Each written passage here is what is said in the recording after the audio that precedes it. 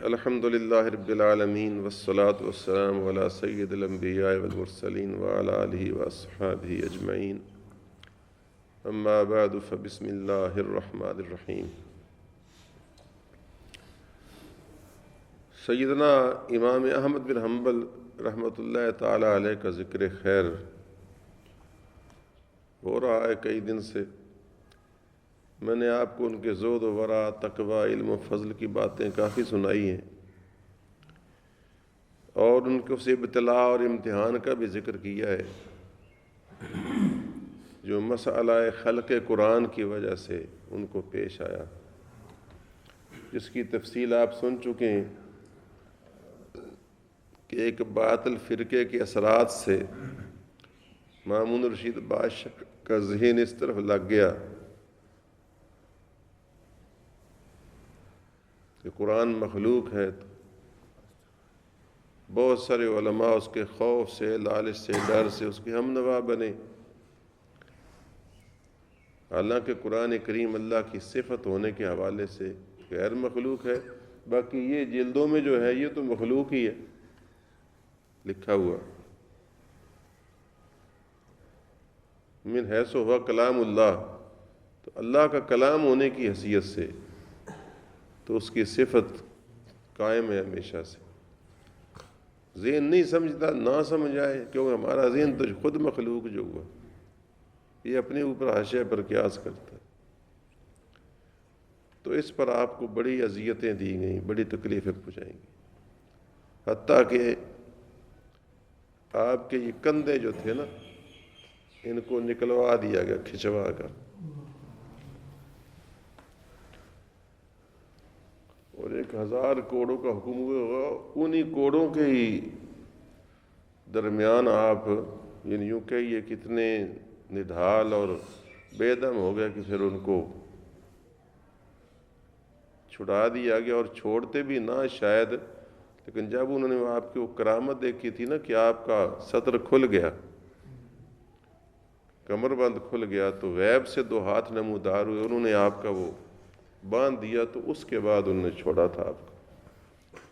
وہ ایک ہنگامہ جو کھڑا ہو گیا کہ آپ کی عظمت شان دیکھ کر، یہ کرامت دیکھ کر،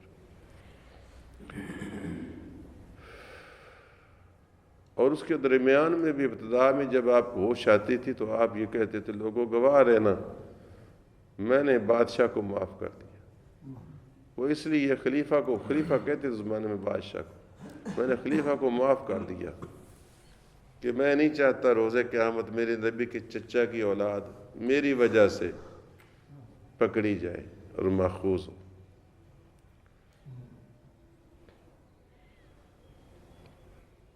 پھر آپ دنیا سے رحلت فرما رہے تھے تو اس وقت بھی لوگوں نے پوچھا کہ جنہوں نے آپ پر ظلم و ستم کیے ان کے بارے میں آپ کی کیا رائے ہے؟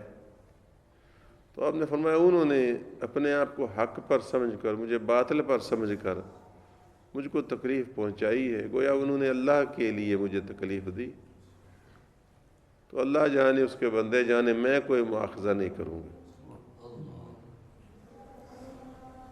ایسے صاحب صبر و شکر تھے، اس کے باوجود بھی ان کے بارے میں بہت ساری غلط قسم کی باتیں بعض مخالفین نے کتابوں میں لکھی بھری ہوئی ہیں۔ یہ تقریباً ہر بزرگ کو اس سے واسطہ رہا ہے، یہ کوئی نئی بات نہیں ہے۔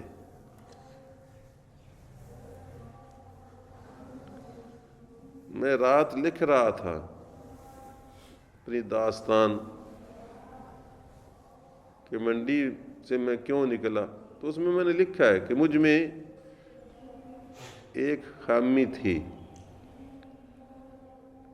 اور وہ آمدن نہیں تھی کہ میں کثیر المشاغل تھا، خلیق و شفیق بھی تھا، ہمیشہ سے جاتے جاتے آتے اٹھتے بیٹھتے، ارشاد جانتا ہے ہر کوئی میرا راستہ روک لیتا تھا، میں رک جاتا تھا، تو ظاہر ہے نماز میں کبھی وضو میں 2 منٹ 4 منٹ دیر ہوتی تھی، اور وہ 15-20 سال سے برداشت کرتے ہی آ رہے تھے نا، کوئی نئی تو نہیں تھی۔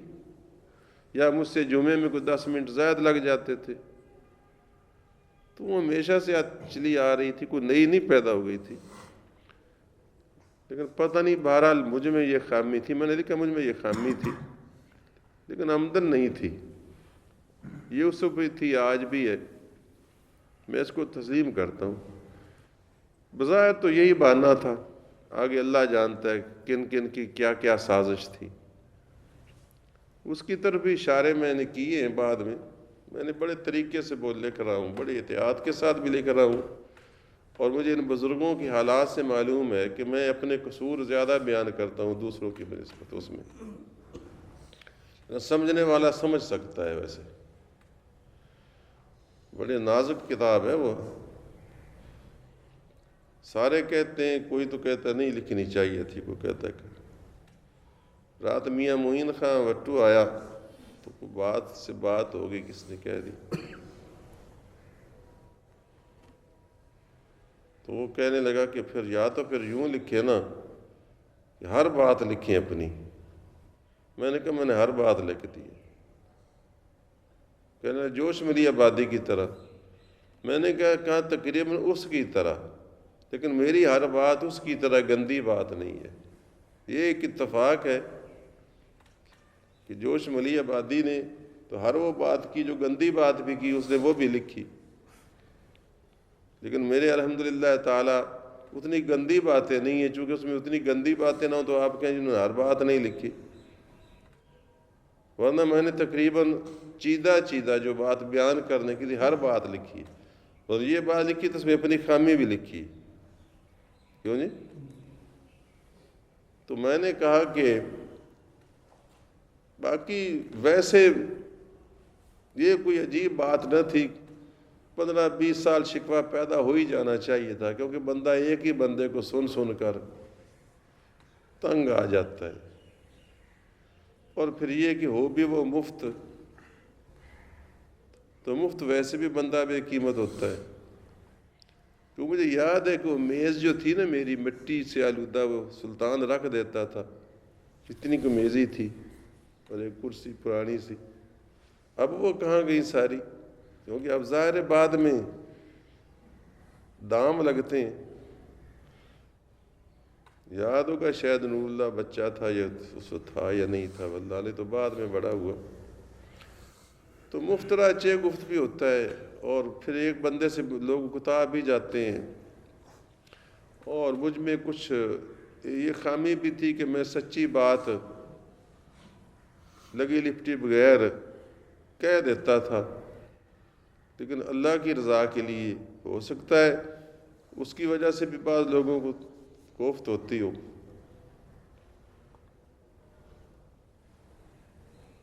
تو اس طرح کی میں نے باتیں لکھی ہیں۔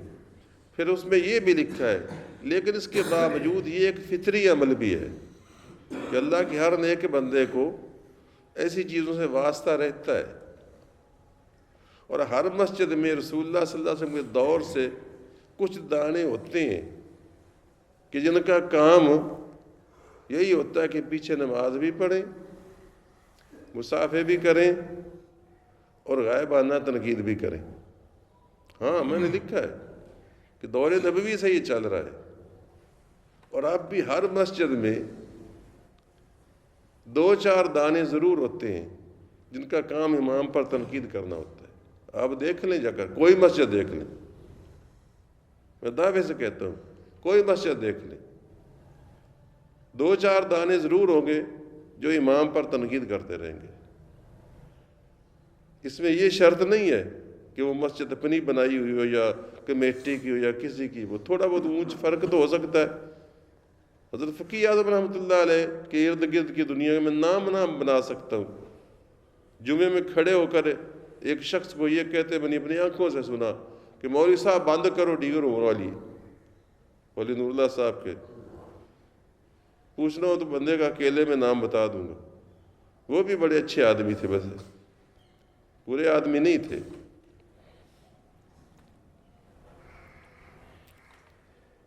اور ارد گرد کی فضاؤں میں ان کو ڈھونڈو، آج وہ چاہے کتنے ان کی اولادیں چاہے کتنی وفادار سعادت شعار بنتی پھرتی ہوں، صاحبزادہ صاحب کی، لیکن یہ ہے کہ ایسی باتیں ہوتی رہی ہیں اور ہر ایک سے ہوتی ہیں، تو ہر مسجد میں یہ ہوتا ہے مسئلہ، یہ کوئی ایسی بات نہیں ہے، یہ اللہ تعالیٰ نے بندوں کے لیے امتحان رکھا ہوتا ہے۔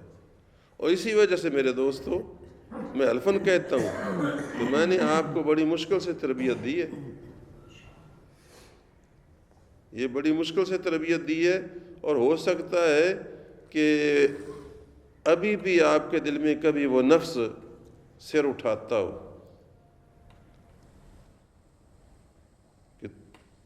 کہ چلو منہ تے نہیں تے کنڈوں پیچھے میں آگا لینا کیوں کی تھی۔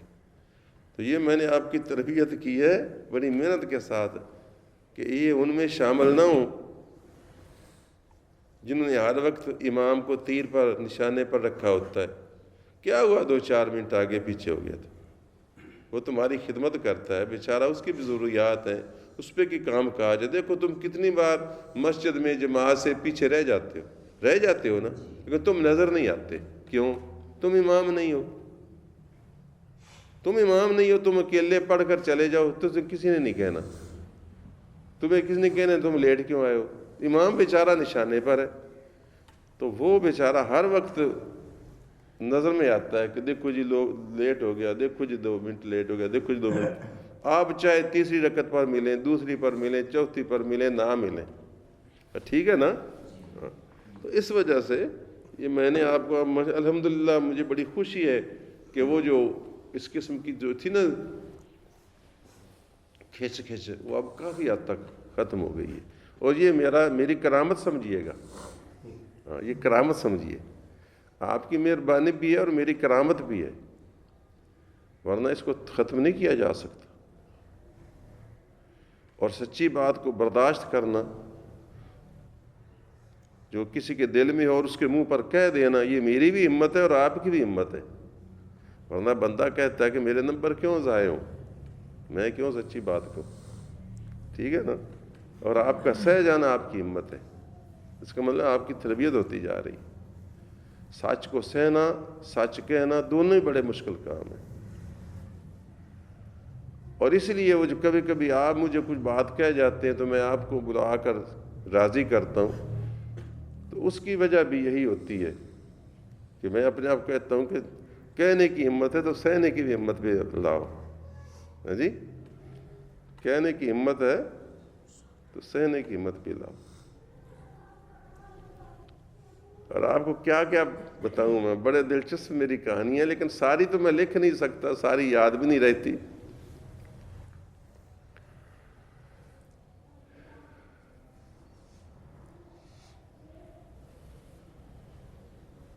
بعض کو ریڑھی شیڑھی والے، مٹی والے مجھے کوئی ایسی بات کہہ جاتے ہیں جو بظاہر بڑی گراں ہوتی ہے، لیکن میں ان کو اس کی ہمت سے برداشت کرتا ہوں، پھر ان کو بلکہ جواباً غصے کے بجائے محبت دیتا ہوں۔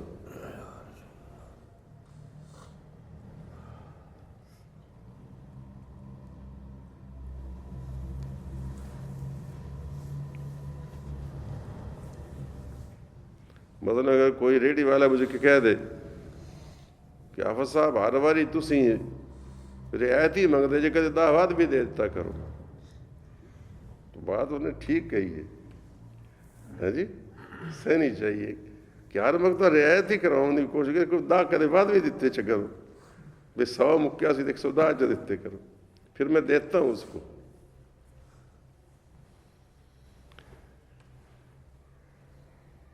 تو زندگی میری بڑی مزیدار ہے، اندر سے آپ کو شاید پورا پتہ ہے یا نہیں ہے، آپ پر تو ایک ظاہر سا ایک نشان ہوتا ہے نا، اور آپ اپنی ڈیل کو جانتے ہیں کہ آپ نے کس معاملے میں کیا ڈیل کیا۔ خیر اچھی بری ہوتی ہے، تو امام احمد بن حنبل رحمۃ اللہ تعالیٰ علیہ ہوں، یا امام ابو حنیفہ ہوں، یا یہ کوئی بزرگان دین ہوں، ان کے بارے میں تعریف کرنے والے بھی رہے ہیں اور ان کی مذمتیں کرنے والے بھی رہے ہیں۔ اس وجہ سے میرے بھائیوں، اللہ پر معاملہ ہے، بہرحال اپنے آپ کو ان لوگوں میں شامل نہیں کرنا چاہیے جو اللہ والوں سے کھیس کرتے رہتے، یہ بڑی بد نصیبی ہے۔ بندے کو خوش دل ہونا چاہیے، حوصلہ مند ہونا چاہیے۔ یہ میں نے اس لیے کہا کہ اگر آپ میں سے کل کلام کوئی بڑا ہو جائے، اس میں اول تو ایسا ہے ہی نہیں جس کا وسیع مطالعہ کبھی ہو، شاید مشکور صاحب کو اللہ نصیب کرے یا کوئی اور کہ یہ بڑے عالم بنے اور بڑے مطالعہ وسیع ہو، تو وہ کہیں دیکھیں کوئی ایسی کتاب جن میں ان کے بارے میں کوئی منفی بات ہو، گھبرانا نہیں اس سے۔ ایک مولانا ابوالکلام آزاد کی کتاب لکھی ہوئی ہے صدائے رفعت، ذہن میں ہے ہماری لائبریری میں؟ جی پڑھی ہے نا، چھوٹی سی، پڑھی نہیں آپ نے؟ پڑھی ہے ویسے؟ ہاں پڑھی ہے، نام پڑھا ہے نا، نام پڑھا ہے۔ تو صدائے رفعت میں امام احمد بن حنبل کی مامون رشید کے بادشاہ میں پیشی اور علماء کے ساتھ مناظرے کی روداد لکھی ہوئی ہے۔ انہوں نے بڑی تاریخ کی کتابوں سے لکھی نا وہ اصل میں،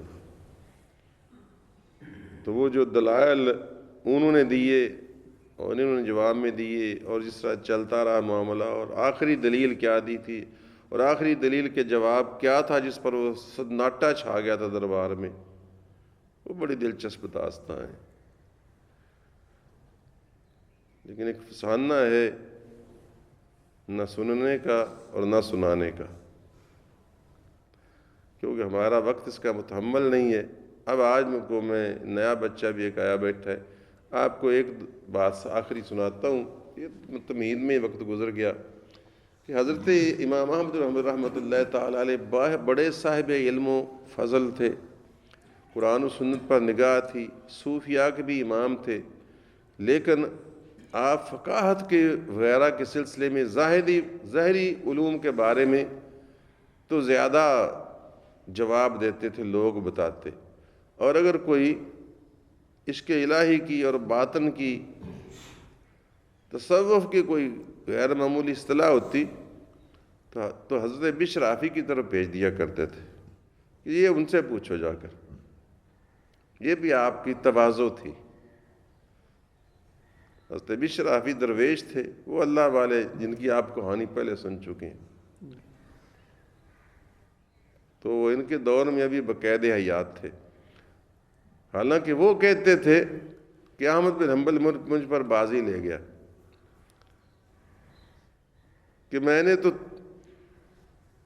اللہ کی محبت میں ترک دنیا کر رکھا ہے، بال بچے کی فکر بھی نہیں مجھے، لیکن وہ اپنی اولاد اہل کے لیے بھی رزق حلال کماتا ہے اور دین کی خدمت بھی کرتا ہے اور صوفیاء کا بھی امام ہے۔ تو ایک مرتبہ آپ سے پوچھا گیا کہ ما الاخلاص، یہ بات غالباً داتا گنج بخش رحمۃ اللہ تعالیٰ نے لکھی ہے کشف المحجوب میں۔ احمد بن حنبل سے پوچھا گیا ما الاخلاص، اخلاص کیا ہے؟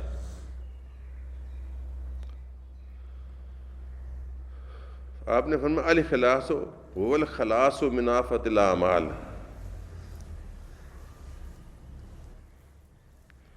بڑا عجیب جواب دیا ہے۔ انہوں نے کہا اخلاص کیا ہے؟ اخلاص فرمایا اعمال کی آفت سے چھوٹ جانے کا نام ہے۔ الاخلاص هو الخلاص، ایک تو فکرہ دیکھیے کیسا فصیح و بلی ہے، الاخلاص هو الخلاص من آفت الاعمال، اعمال کی آفت سے نجات پا جانے کا نام ہے۔ اعمال کی آفت کیا ہے؟ مثلا نماز کی آفت کیا ہے؟ یہ سمجھنا میں نمازی ہوں اور میں بخشا جاؤں گا، نہیں سمجھے؟ یہ میری طرح کوئی دوسرا نماز نہیں پڑھتا، میں سب سے پہلے آتا ہوں، سب سے پیچھے جاتا ہوں، بعد میں تلاوت بھی کرتا ہوں، اتنی نفل بھی پڑھتا ہوں، یہ آفت ہے اس کی، نہیں سمجھے؟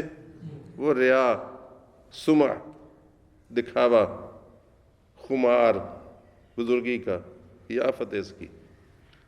انہوں نے پوچھا الاخلاص کیا ہے؟ فرمایا هو الخلاص من آفت الاعمال، وہ اعمال کی آفت سے چھوٹ جانے کا نام ہے۔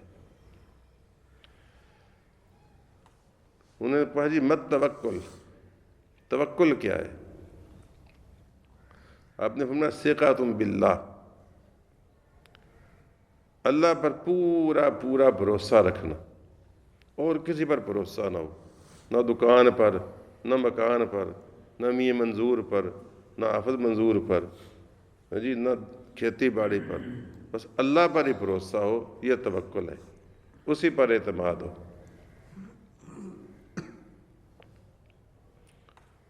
انہوں نے پوچھا کہ ما زہد، زہد کیا ہے؟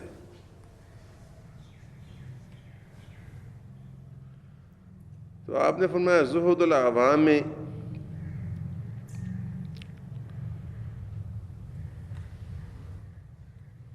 اعراض عن المحرمات، عوام کا زہد تو یہ ہے کہ جو حرام کی ہوئی چیزیں ہیں نا ان سے بچنا، بے رغبتی۔ زہد میں نے تو دنیا ترک کرنا، بے رغبتی، زہد کا لفظی معنی بے رغبتی، رغبت نہ ہونا، سمجھا گئی بات؟ اچھا، کہ عوام کا زہد یہ ہے کہ حرام چیزوں سے بے رغبتی کرے، شراب سے، جوئے سے، چوری سے، فراڈ سے، فریب سے، ملاوٹ سے، یہ جو حرام چیزیں ہیں۔ وزہد الخواص اعراض عن الشبہات، اور جو خواص، خاص مومنین ہیں، خاص ان کا زہد یہ ہے کہ شبہ والی چیزوں سے بھی بچیں، کہ جس میں شبہ ہو سکتا ہے کہ شاید یہ جائز ہے یا ناجائز ہے۔ مثلا کچھ لوگ کہتے ہیں قبر کو چومنا جائز ہے، کچھ کہتے ہیں قبروں کو چومنا ناجائز ہے، تو شبہ ہے کہ شاید جائز ہے یا ناجائز ہے۔ بعض علماء نے جائز لکھا، ہمارے علماء نے بھی نہیں، ہمارے علماء میں سے بعض نے بھی، حتیٰ کہ اعلیٰ حضرت نے لکھا رسول اللہ صلی اللہ علیہ وسلم کی جالی کو بوسے دینے سے پرہیز کرنا چاہیے، تمہارے ہونٹ اس قابل نہیں ہے کہ رسول اللہ صلی اللہ علیہ وسلم کی جالی کو بوسہ دے، بے ادبی ہے اس میں۔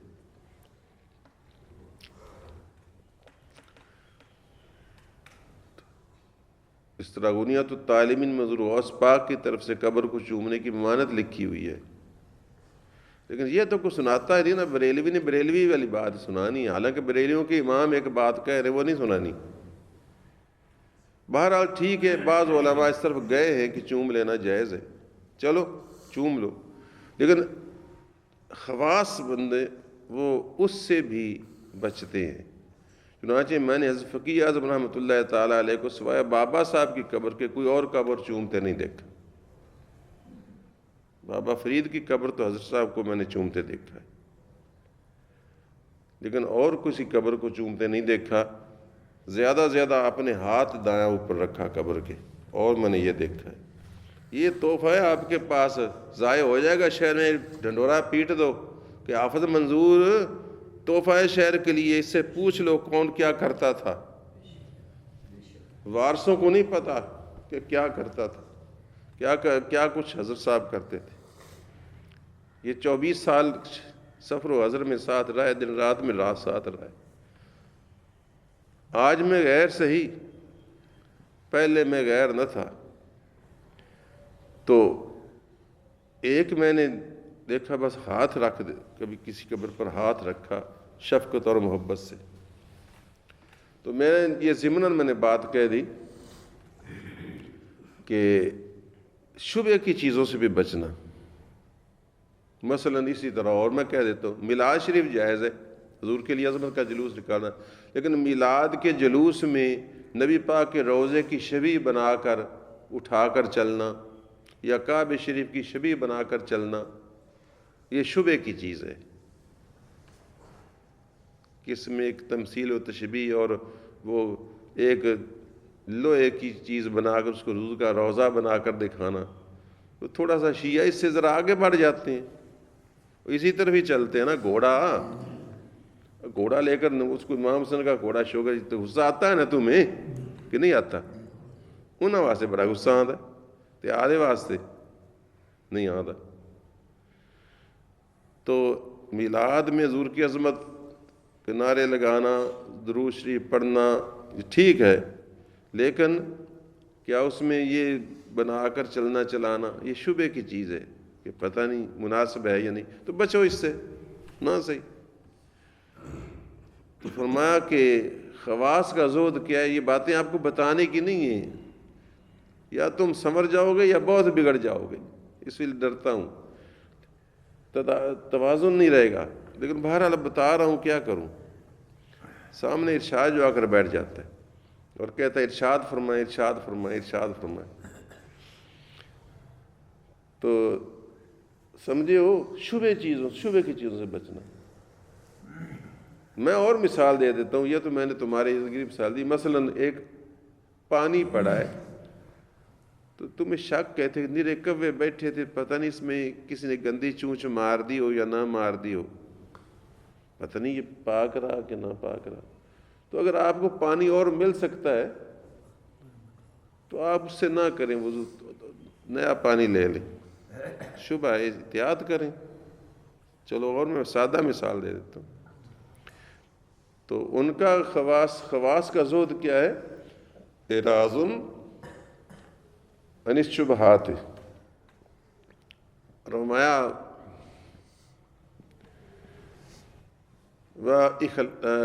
وزہد اخص الخواص سے، اور جو خاص الخاص ہیں، خاصوں میں سے بھی خاص ہیں، ان کا زہد کیا ہے؟ اعراض عن زیادت فی الحلال. اعراض عن الزیادت فی الحلال، حلال چیزوں میں زیادہ مانگنے سے پرہیز کرنا. نہیں سمجھے؟ ان چیز تو حلال ہو لیکن اس میں زیادہ کی خواہش، مثلا فرنی ذرا زیادہ پا دے، کھیر ذرا زیادہ دے دے، بوٹیاں ایک اور پا دے، دو ہی دیتیاں سو ایک اور، میں یہ کمایا ہے نا، میں یہ لیا، میرا یہ پکیا، دو برکیاں اور ہی کھا لوں، تالی بھوک باقی ہے تھوڑی جی. یعنی زیادت سے بھی بے رغبتی. مثلا کیا ہے کہ جی کرتا ہے تین بوٹیاں کھانے کو تو ایک کھا لے، دو چھوڑ دے. گنجائش ہے، اللہ نے دیا ہے، 3 سوٹ لے سکتا ہے، ایک ہی لے لے، 2 کسی غریب کو لے کر دے دے. تو یہ حلال چیز میں زیادتی کی طلب سے باز رہنا یہ خص الخواص کا ہے. یہ اور فرمایا کہ زہد العارفین لا یعلمہ الا اللہ، اور عارفین کے زہد کو تو اللہ کے سوا کوئی جانتا نہیں، وہ میں نہیں بیان کر سکتا. کہ جو عارف ہیں اللہ کی پہچان رکھنے والے عارفین جو ہیں، ان کے زہد کو اللہ ہی جانتا ہے کہ وہ کس حد تک، کہ میں نہیں بیان کرتا، اللہ ہی جانتا ہے کتنا. یعنی مطلب ہے کہ وہ کس حد تک پھر زہد کرتے ہوں گے. وہ پھر وہی ہوگا وہ جو اپنے آپ کو ضرورت بھی ہو تو نہیں کھاتے، بالکل ہی وہ 40 دن بھی بھوکے رہتے.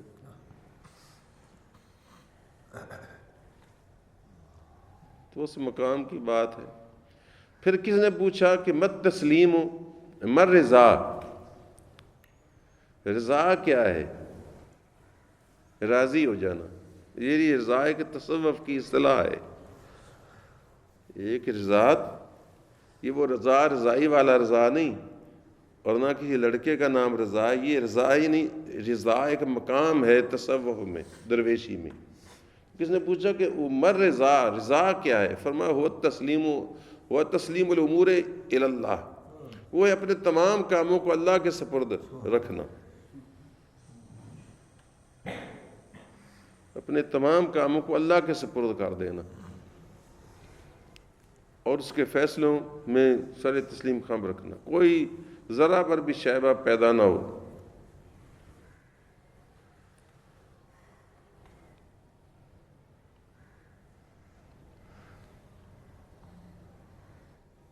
یہ وہ مقام شاید آ جاتا ہوگا جہاں وہ ایک بزرگ تھے، وہ ساری عمر ہنستے نہیں تھے، ہر وقت اللہ تعالیٰ کے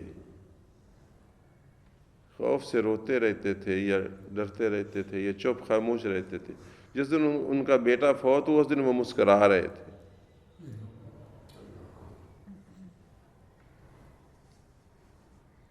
تو انہوں نے کہا جی آپ آج مسکرا کیوں رہے ہیں؟ آج تو بیٹا آپ کا فوت ہو گیا، اب تیرے میرے یہ بس کا روگ نہیں ہے، آج مسکرا کیوں رہے ہیں؟ فرمایا میں اس لیے مسکرا رہا ہوں کہ وہ بھلا ہمیں آزمانا چاہتا ہے کہ بھلا یہ ہم اس کو یہ امتحان ڈالیں تو بھلا یہ آج اس کا دل پریشان رنجیدہ ہم سے ہوتا ہے کہ نہیں ہوتا، بھلا ہم یوں فیل ہوتے ہیں اس کے امتحان میں، ہم تو جو خوش ہو رہے ہیں کہ تو ہمیں آزما رہا ہے، بھلا اس کے دل کا حال کیا ہوتا ہے۔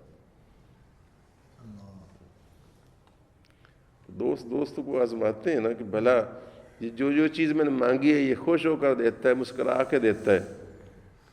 میں کہوں کہ صغیر یار فلاں چیز لا کر دو نا آج، جی اس جلسے کا مفت انتظام کرو۔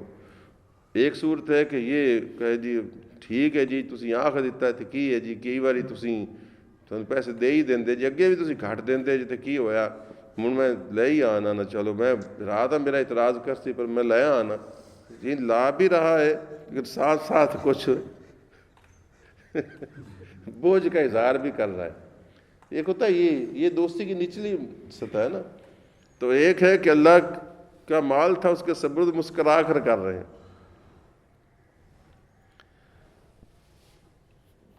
تو انہوں نے پوچھا مل محبت کیا ہے؟ فرمایا یہ میں نہیں بتا سکتا، یہ بشرافی کے پاس جا کر پوچھو۔ دیکھو یہ کہنا ایسے بندے کا